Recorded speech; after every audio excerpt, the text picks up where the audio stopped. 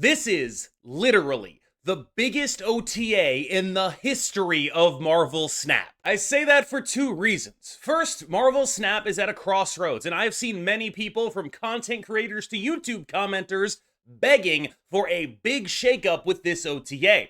The second is that it is literally the OTA with the most changes that I can remember, and they are not just change for change's sake. These are metagame shakers. Let's get started. Normally, I'd say something like, let's get started with the big one, but honestly, there are like 5 changes on this level in this OTA, so let's get started with one of the big 5, I guess. This is the new Agent Venom. Now, I think we've all sort of known in the back of our minds that Agent Venom was probably due for a tune down. Even though he got a little bit more balanced as time went on, he had a tendency to centralize metagames, not necessarily around him, but around what he could do and around the point output that he had. His competition, or at least his main competition, came from another Season Pass card, Skaar. More on that later, and frankly, the interplay of those two Season Pass cards got a lot of the more discontented elements of the community talking about how obvious it was that they were going to nerf Agent Venom the second you couldn't pay for him. That's true, they did that, I guess. I can't really argue against that. To those people, however, I will make the counter argument that there is a nerf coming up that might surprise you if you believe that they're only nerfing stuff when it's no longer on sale. Spoiler alert. Agent Venom is actually, and here's the interesting thing, I'm not sure how much worse this version actually is. It's worse at doing the busted stuff, but it is now a 2/5 that sets the cards in the deck to 3. Downside, it's no longer a Cerebro card. Upside, it basically never was anyway. And this means that there are now 2 numbers on the card that they can reasonably adjust in the future. If they want to tune it down some more, they can make it a 2/4 again, a 2/3. Maybe they can make it set stuff to 2. There's a lot of room for them to mess around with this card now that they've demonstrated the willingness to make it no longer be a Cerebro card. In terms of how it's going to stack up in the metagame, I still expect it to be a good card in Agent Venom Bounce, and maybe even the Agent Venom Thena deck to stick around, but I do think that it's going to get notably worse, right? This is a deck that was benefiting from that 4th point of power a lot. It mattered because you were an Iron Man deck, because it was increasing your Cosmo. It's now no longer doing that stuff. That is a deck that it's very easy for a deck like that to fall off when it becomes no longer close to the optimal point ceiling thing to do. And this is a pretty stealthy, under the radar thing, but I think this kind of change could do that. A deck like that is only playable, like the Cosmo type stuff, it's really only playable as long as a card like this is fully subsidizing what otherwise would be slots you have to devote to power in your deck. And I think that the more they take away from this card in terms of what it does for the deck, the weaker the point ceiling on that deck gets, and the smaller the subsidy that deck gets as well. I'm not saying it's going to die, but I do expect this to matter, at least in terms of how it stacks up against other extremely strong decks with very high point ceilings. I expect to see this still be a staple card in Bounce, however, where it still retains almost no downside and almost all upside. I think once you're at the point of running a card like Toxin or at the point of running a card like the Hood, you're still probably interested in getting this guy in your deck, and nobody's going to say no to a 2/5. Well, guys, gals, and non-binary pals, we have a new record for the fastest nerf in history. Surtur is taking a 1 point of power nerf. Now, that shouldn't affect him as a card in the Skaar deck. He should still work in the deck he was intended to work in. They actually cited some pretty interesting information here, which was basically they made this card several months ago when that deck kind of sucked. And then as the time got closer to the release of this card, the deck got better and better and better until it was basically already being played without Skaar in it. We saw this with like the Psylocke versions of it before Skaar, or before Surtur, I should say, even came out. And that is tough for them to deal with because instead of giving a buff in the form of Surtur to an archetype that really needed it, an archetype that was really struggling, they ended up giving a buff to an archetype that was already on my tier list, basically. And that is a big mistake for them to make, in the sense of it's not actually a mistake that they made, it's just an unfortunate situation for them to be in. And it definitely showed in that Skaar and Surtur immediately exploded in play rate, the 2 best cards in the deck, not even close, and was the sort of main catalyst for this. The deck was already good, Surtur took it over the top, and now they're taking a little bit off of that top. People might not think that this kind of change matters, but again, when we talk about a deck like this that is full of cards like Luke Cage and Cosmo and Armor, that is predicated on all the other cards being able to carry that weight. The weight that this card carries in the deck is high, and every little bit you take off means that you're more likely to lose to someone who can go over the top of you. This deck is already not necessarily like limited in terms of points, but it is a very strict number that you can get out there. You have 10s and you have 11s. More on that 11 later. And that's it. Those are the numbers that your opponent knows to play around. And so when you're in a final turn situation, that can be a little bit of a weakness. And the more points you take off of these cards, the more able a deck like Bounce, for example, with a higher point ceiling is going to be able to win games against you. I don't think that Surtur is going anywhere, but I do think that this is probably the right spot for him to be in. And I will say, I am proud of the dev team and happy for the dev team that they arrived at this conclusion and did not wait until this card was no longer on the battle pass. I do think that that is a step in the right direction, and they should probably be commended for it. I'm torn because I expect that what will actually happen, at least on the internet, is people trashing them for the Agent Venom one and then trashing them for this one somehow too. And I think it's probably fair to say that maybe they should have gone this for Agent Venom, but I'm glad they're at least recognizing, and maybe not, if they're not changing their process, they at least got a different result this time. I do think this nerf was good, I do think it was deserved, and I do think that it shouldn't majorly impact the overall viability of this card. It will just make it not busted. I think that in part because of this change. Everything that I said about Surtur is true of this change to Skaar. He's losing a power. And you might think that that doesn't matter at all, but again, these decks are predicated on their ability to play meaningful interaction that is carried by their point output. So what may look like minor hits to their point output can actually be major hits to the amount of interaction they're allowed to play. This deck will lose more games by 1 point now, and you might not think that matters, but it always, always does. This is a deck that lost a total of 2 points of power, but it is a deck that had a very finite amount of power. The deck is Surtur, Skaar, and 4 10s. That's pretty much it. It's not really getting anyone or surprising anyone with power output, meaning that if you can go over the top of that, and more decks will be able to do that now, you will be able to beat this deck. And I do think that that is a meaningful change. What I am wondering about, though, is if they have any room to go any further. And I think the answer to that might be no. Surtur is already at the minimum that he can be while still being a turn 3 play that discounts Skaar. Skaar is already at roughly the minimum we've ever seen them have for a Hulk. I think She-Hulk had maybe 9 power for just a little bit, but I don't get the sense that they're very happy to do that. I wonder if you could, like, how willing they are to, like, let's say if this is still a problem, maybe this guy has 8 power. Is that more reasonable? I think that would go a long, long way towards making this deck a lot more reasonable to deal with, and I do think that this is a good step, but I am a little worried that if it turns out they need more steps, they're going to have to make some hard decisions, and I think those decisions might involve a Hulk character getting to be a little small for a Hulk, honestly. And I know they mentioned, I think with Hulkling, that they don't like doing that. And so I'm interested to see, like, which one they're going to prioritize. Are they going to prioritize, like, the cool, flavorful design, this sort of unspoken rule that they sort of created over time? Or are they going to prioritize game balance if it really comes down to it? I think this could be a really interesting test case. I can't believe they did this, man. I really wanted to lead with this. Like, this was what I wanted to start the video with.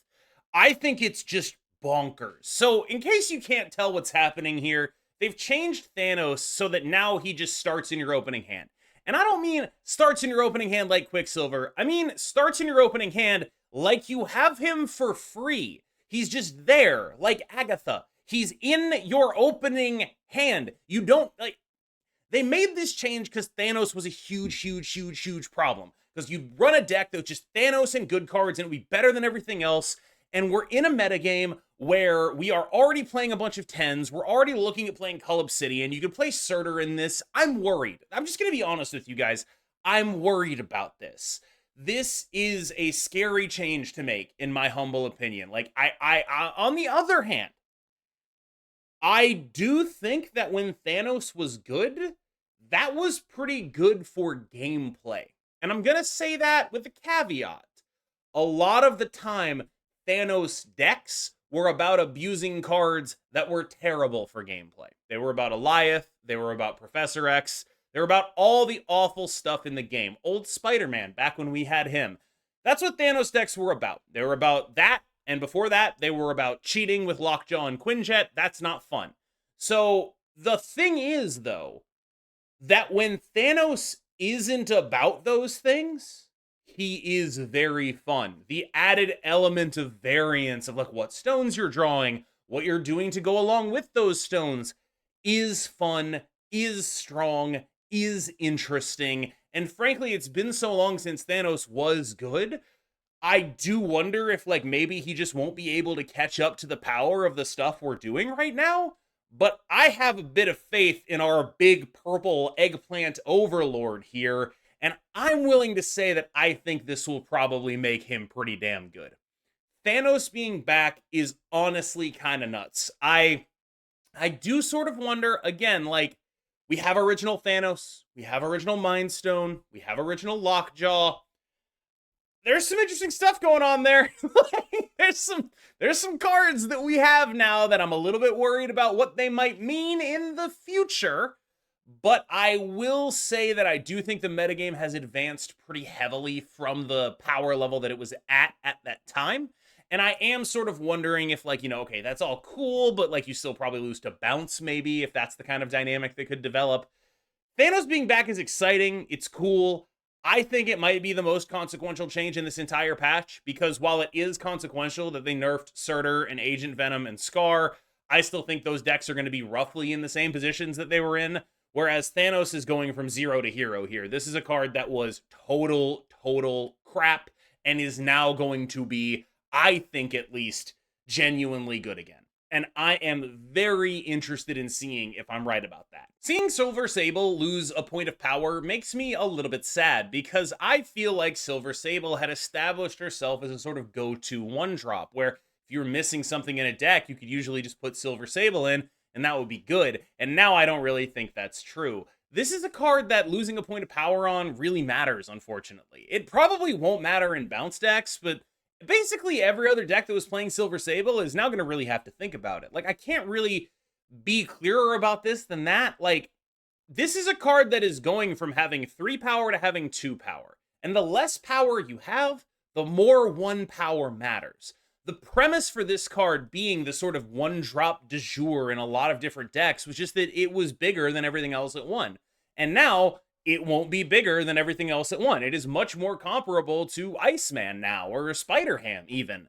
You're playing it, the points are cool, but you're playing it for the other text on it now, and I don't think that's a good spot to leave her in. This is a card that I think a lot of people bought because of that dynamic. They were like, oh, she'll just go in a bunch of stuff, and that's going to be really good, and I'm going to be happy about that. And now that's probably not true. They've taken this card and they've brought it down to Iceman level. And are you playing Iceman in every deck? I understand the necessity at aiming a nerf at this card. I get it. I understand that you probably don't want that for your one-drop spot. But it's like, okay, why not nerf Hydra Bob then? Where's the Hydra Bob nerf? Is it just because this one gets played in bounce? Like, is that really it? Like, it's just like, we're going to hit bounce a little bit by doing this, and then that's going to be fine. It's whatever. Because I feel like this is a bigger nerf than this card deserves, and it's kind of a consequence of the fact that it is a one-drop, and one-drops have so few stats to play around with. But I don't know. When I look at this, what I see is Hydra Bob 1-5, your days are numbered, buddy. Like, that's what I see when I look at this nerf. It's like, all right, so they're clearly not okay with that. Hydra Bob 1-5, get ready to speak 1-4, buddy. I think there are 2 ways to think about this one. The first one is, I'm glad they're admitting their mistake and making Shadow King a 2-2 again. The second one is, they're not really admitting their mistake. They're like, yeah, well, we kind of wanted more people to play Shadow King anyway, and we did it, but now that we've fixed the things that Shadow King was aimed at, we might not need to do it anymore. And I do think that that's like, okay, you probably just shouldn't come out and say that. Like, you're probably not supposed to be like, well, we tried buffing this to counter Agent Venom, but now that we're nerfing Agent Venom, we don't really need to buff this, because it sort of begs the question of like, if you knew you needed to buff something to counter Agent Venom, why didn't you nerf Agent Venom? Does beg a little bit of that question. Shadow King had no right to be a 2-3, just ridiculous. It was so far and away just completely insane. 2-3 Shadow King, absolutely no reason to exist. 2-2 Shadow King, still going to see the same play in all the same decks that he's already in. The change did nothing. It didn't stop Agent Venom from winning. It didn't make Shadow King better or worse. It was just it's the same card, just has an extra point of power. And I don't know about you, but I feel like my personal balance philosophy is if you can afford to like take or give a point of power to a card, do it. And Shadow King had no reason to get that third point of power. You could afford to take it off, and they did. So now Shadow King is back at a 2-2. And I'm glad that he's back at a 2-2. And frankly, at a 2-2, he still might be a little bit too strong. Anyway, that's really all I have to say about that. It does sort of stick in my craw a little bit when they're talking about like, okay, well, we wanted to deal with Agent Venom. We weren't sure he needed to get nerfed.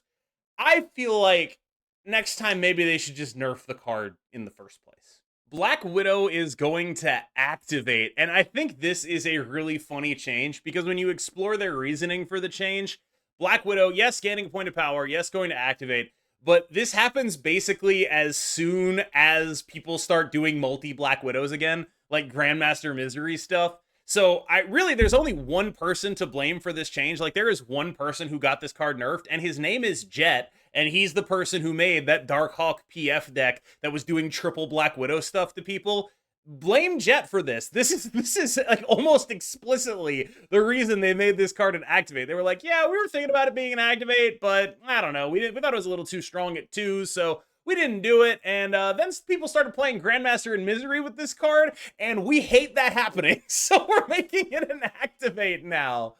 I do think that this meaningfully damages Black Widow's, not necessarily, playability, right? Like, I'm not sure that deck really survived the Rock Slide nerf anyway, but it was still like a fun kind of griefer deck for people to play, for people who hate everyone who they play against. That's a great griefer strategy. And I do think that they're kind of making a stand here where they're like, look, we don't want you to stop your opponents from drawing for the entire game. We just don't want that to be a thing you can do. And so we're not going to let you do that anymore. And I think that's probably a good thing to think. Like, that's probably good game balance if I had to really get down to it. But I know there's going to be a contingent of players. I don't know how many they are. I don't know what percentage of the player base are just people who are going to be mad about this. But I would guess somewhere between 5 and 15% of players are going to be like, how dare you? There are certain people, in Magic the Gathering, they call them blue players, who are just going to get mad when you take away their ability to stop their opponent from playing the game. And that is certainly what Black Widow was doing in her old incarnation. Full disclosure here, I'm a bit of a red mage myself. I feel like people should be able to play the game, and I think this is a good change. Whoop, whoop, conspiracy alert. I'm going to put on my conspiracy hat here, and we're going to get real. Valentina getting a buff. Why could that be? Could it possibly be because she's in spotlights this week? I think we've caught them red-handed, chat. Now, pay no mind to the fact that they just nerfed the Season Pass card, and this may or may not actually be entirely spurious reasoning. I think we caught them. All seriousness, Valentina has probably needed a buff for a while, but I do think that she's seen more play recently, honestly, than she has seen a lot of the time in her existence. And there's really only one reason for that, and it is that Luke Cage is seeing a lot more play right now than he has seen for the entirety of her existence. And so if you're playing a Luke Cage deck and you're looking for a fun little 2-drop, she ends up going in there a lot of the time. Now, I am an avowed fan of Julia Louis-Dreyfus, who plays Valentina in the MCU. I think she's the greatest living comedic actor or actress, honestly. And I will say that I don't think this change does anything, because you're only playing her in a Luke Cage deck anyway, and most of the time when you're not drawing Luke Cage in your Luke Cage deck, you're not feeling good about it regardless. It's meaningful. I'm like simplifying it. There's plenty of games where you draw Valentina and don't draw your Luke Cage, but it is actually a smaller subset than you think, because you need multiple things to be true. One, you drew Valentina, you played Valentina, and you didn't draw Luke Cage. And then two, the card you got is a relevant enough card for you to want to play. I like Valentina. I feel like this is just the absolute minimum buff they could have given to her. I actually wonder some of the time if there even needs to be negative power on her at all, or if maybe we could go to -1. I don't know. I'm interested in finding out what this card does now, but I think, frankly, that she was already a pretty reasonable inclusion in a lot of Luke Cage decks, and boy, are there a lot of Luke Cage decks. And I'm actually going to use this soapbox opportunity here. I'm starting to get sick of Luke Cage.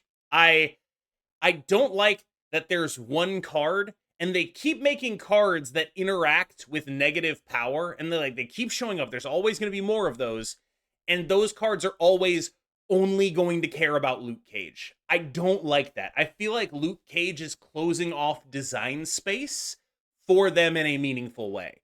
I'm not a fan of Luke Cage generally being the only thing that interacts with negative power in a meaningful way. I think that's bad. Winter Soldier is getting a buff to 2/7, and frankly, at this point, we don't even need to say things like, let me put on my conspiracy hat. They're doing this for the movie, right? Like, this is because of the Thunderbolts movie. They specifically say in the notes, that Thunderbolts trailer got us hype. And it's like, that's probably fine, honestly. I'm never going to actually sit here and get mad about this. This is the exact kind of buff that I think they should be making. When I often talk about balance changes, I talk about how I think they should add points of power to cards that they think could get points of power, and especially they should do that in the early pools.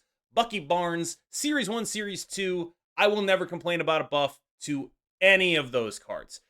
Happy to see Bucky get buffed.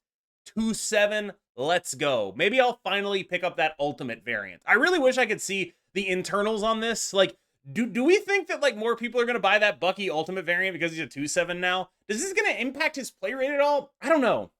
2/7 is not nothing, but it is sort of very difficult to justify this guy showing up. It definitely doesn't make Destroy amazing again, but maybe there's a more mid-rangey, teched out version of Destroy that is just playing stuff like that for value. I know a couple of high elo players were playing Sabretooth Bucky Tech Destroy a while ago. Maybe that's the kind of thing you can try in a metagame like this. I worry that the point ceiling is just a little bit too high for stuff like that. That's typically what your tech cards are supposed to deal with, but there's kind of a lot of Cosmo and armor running around right now. I worry that this will still not be the time for old Bucky Barnes. Despite his appearance in the movie, he's not exactly an auto-include in his own archetype, and his own archetype is very easily hated out by tech cards, of which there are a billion. People are playing Shadow King, which, yeah, it won't hit Bucky, but it'll hit your Deadpool, it'll hit your Venom, it'll hit your Carnage. People are playing Shang-Chi. Won't hit Bucky, but it'll hit everything else big in the deck. People are playing Cosmo and armor, and that actually will hit Bucky, and that'll make you very sad when it happens. And I don't really think that Destroy is positioned to make a run in this metagame, which makes me feel like, I don't know, maybe they can make it a 2/8. Jessica Jones becoming an effective 4/10 is honestly pretty fascinating. I think that Jessica Jones getting this stat buff means that it is now a little bit easier for someone on a budget to play the Skaar deck. And I think that's awesome. That just rules. This card might even supplant something like Crossbones, depending on how it goes, right? The restriction on this card is basically, in order for it to discount Skaar, you're going to need to play it on 4. It's also not going to trigger your Surtur. I don't think it's going to be better than Crossbones or Cull Obsidian, but I do think that if you're on a budget, you might be able to get away with it. And that's interesting to me. I'm always interested in this is a downgrade, but it is now no longer an unplayable downgrade if you don't own Cull Obsidian. And I think that's, maybe it is unplayable, but I think it's a lot less than it was before. I think previously, if you didn't own Cull Obsidian, you were a little bit screwed, and now you're kind of looking at some actual potential replacements. I am fairly sure you could get by maybe on 3 of them, or just a Tuma, Typhoid, and Crossbones. That'd be the budget version. But it's possible you end up wanting 4, and you really don't have that. I don't know. I guess what I'm trying to express here is one of the big things that bugs me about Marvel Snap sometimes is that the best card for a situation is often, maybe it's expensive, maybe it's not, but the gap between it and the second best card make it irreplaceable, right? You can't replace Luke Cage in your Affliction deck. You can't do it. You can't replace Wiccan in your Wiccan. You can't do that, right? And I think this is especially glaring when it comes to like tertiary cards, where it's like, this is a card that is really just here to be a role player, like the 410s in this deck, but there aren't enough other options for it that you such that there is no budget alternative. And so even if I think this card probably sucks in the 410s deck, I am happy that at least there is an alternative now. There previously simply was not. You did not have the option to try to budgetize, and I hated that. Heimdall getting a little bit of a buff. I think this is kind of sick because the big thing that's bugged me about all the move cards that came out is they don't really make you want to play Heimdall. And I think they probably should. I think it would be good if they did. Like, there are move decks that play Heimdall, right? It's like the Heimdall Eliath at the top end of the move deck. But frankly, that deck has mostly fallen off in favor of move bounce ever since it lost the ability to have War Machine Legion as its dumb busted combo. It ended up with a couple of extra spots that are currently being taken up by tech cards that frankly don't add as much to the deck as the War Machine Legion stuff did. And it is, I'm not saying it's languishing, but I'm saying it sucks that we came out of a move season and we're still not really playing a lot of Heimdall. Don't get me wrong, I love playing move bounce, it's dope, it's fun. I am still worried that, you know, we came out of a move season, nobody's playing Heimdall. So I think this is a pretty solid change, honestly. I don't really think it changes anything about the card, but again, we talk about this, like, I feel like I've said it a couple times. If you can afford to give a card a point of power, do it. If that card is in Series 1 or Series 2, do it even harder. I have nothing bad to say about a change like this. Destroyer is getting his 2 points of power back. When he was nerfed to, or I don't know, nerfed to 614 in order to no longer destroy the cards at his location, a lot of the top-end players who typically play Destroyer Nimrod decks said that that was a nerf in more ways than one. It was a nerf not just to his power, but also to his playability. A lot of those decks actually wanted to stack up things on Destroyer's location that would then get destroyed. And now no longer being able to do that was a meaningful downgrade. They're sticking with that part, but there are clear at this point that this is no longer being treated as a buff, which I believe internally it was. Typically, when you make a card weaker on numbers, you're doing that to compensate for a better effect. In this case, the effect was demonstrably not better, and maybe even worse, so they're giving it the numbers back. This is the right thing to do. I know that I'm kind of like moving at a quick bit of speed through these final cards, but honestly, there really isn't that much to say. This is the right thing to do to this card. It didn't deserve to get nerfed twice, if it did, and it definitely didn't deserve to lose power for what was at best a lateral move. I'm glad it has its power back. Finally, Crystal, and for probably the 5th time this video, if you can afford to give a card a point of power, do it. Crystal is one of the clearest cut cases of this. I don't know exactly how many points of power you can afford to give this card, but I strongly suspect it is more than one. Her role will not change, in my opinion. It could push people to look a little bit more towards including her in other decks. I'm not sure it will, but frankly, 3/4 draw card is not bad when you have a card that you really need to hit. I'm not saying I'm going to be playing her in Silver Surfer, especially because I bought all the cool variants of Silver Surfer, so my deck list is now locked in forever, because if I change any of those variants, it no longer all matches. But it is more of a consideration, and I do think that that is a worthwhile change. A lot of these changes are the kind of changes that are very easy to dismiss as, oh, this won't matter. And to high-level competitive play, they won't. But to someone moving through the collection track, having these budgetable options matters a lot. When you open, like now that you, let's say you go and buy Surtur and Skaar, and now you can actually put Jessica Jones in there, and yes, she sucks, but you now actually have the density to get to Skaar. That matters to somebody. Let's say you're playing Silver Surfer, but your 3-drops are all terrible. You haven't opened any of the ones you want, but you did open this. And at 3/3, she's probably not playable in there. But at 3/4, she could be a fine little budget replacement. And this kind of thing is very important to me. And I think it's very important to the game as a whole, that the delta between the best version of the deck and a budget version of the deck gets closed. And the way to close that individually is by closing the delta between the best versions of cards and the not best versions of cards. I'm not saying that there needs to be a perfect replacement for everything. You probably can't replace Wiccan in your Wiccan deck. You probably can't replace Silver Surfer and Brood in your Silver Surfer deck. But the other cards in there should be good replacements for them. And so much of Marvel Snap recently has been, okay, well, you can replace like one of these, but like you're gonna need to spend 6,000 tokens on the other two.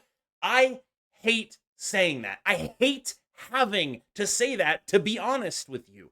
I hate that there are so many comments on my videos that are like, I will never be able to afford this, or 6 Series 5 cards in there. It's like, I can't do anything about that. And I wish I could.